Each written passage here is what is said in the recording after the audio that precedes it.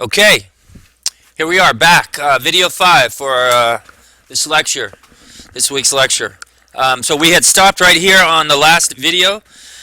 You recall the ideology survey I had you fill out, and you divided the number you got by 21. If there are 21 questions on yours, and this gave you a score.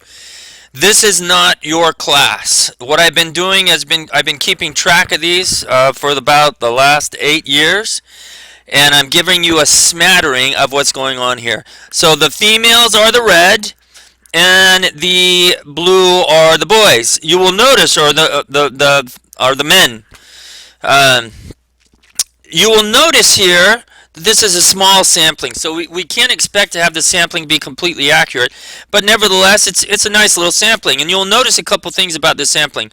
You will notice that females, as we said, tend to be more liberal than men, and you see this in this little chart here. Most liberal female, and this one is 5.0. Most conservatives 3.1. Over here on the men 4.5, 2.6. But more importantly, you see this group of men right over here. You see that men tend to be more conservative. Now, this was, I think, in 2012, 2011. I forgot to put the date on this one. The next one you'll see is 2012. I can't remember if this was in the fall, spring, whatever it was.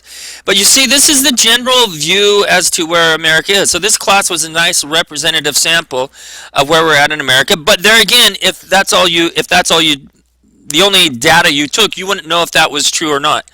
So let's go to the next screen.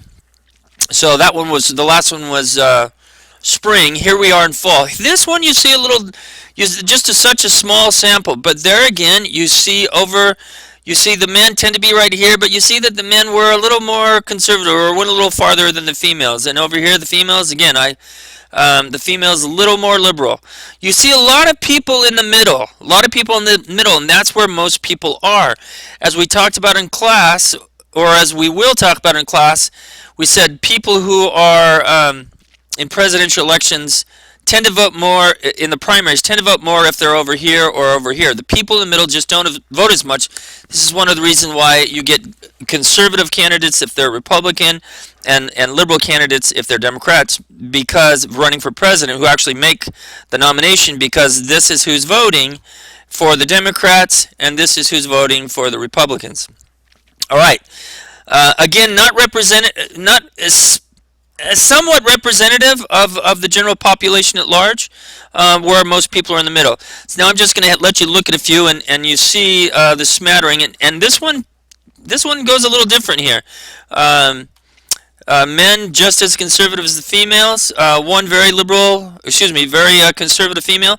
So you can see that just one sample is not enough. It's not enough. Smaller class there. But there again, the blue is always the males, the red is the females. You can see again the males tend to be a little more conservative. So now we'll just go through here a little faster.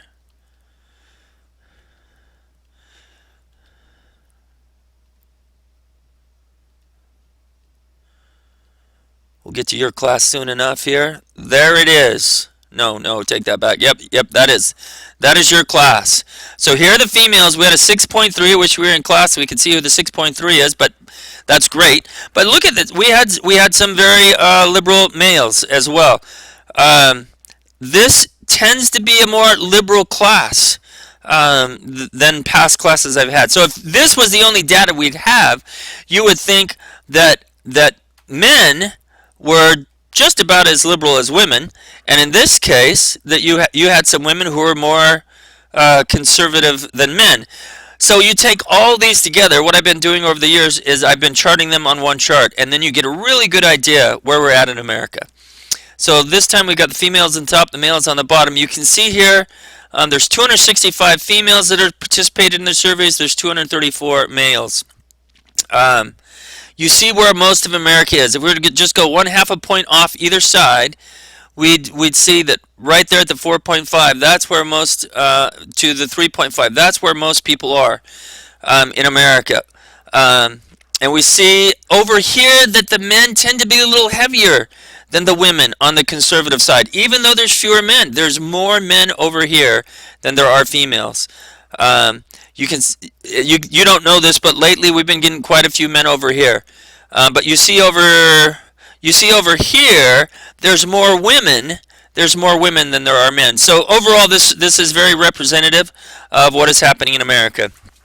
Ladies and gentlemen, your first video production of the COVID-19. Here it is. I hope this has been informative to you, and that this will help you out in understanding what's going on in this chapter and prepare you for midterm test number 2. That's a wrap.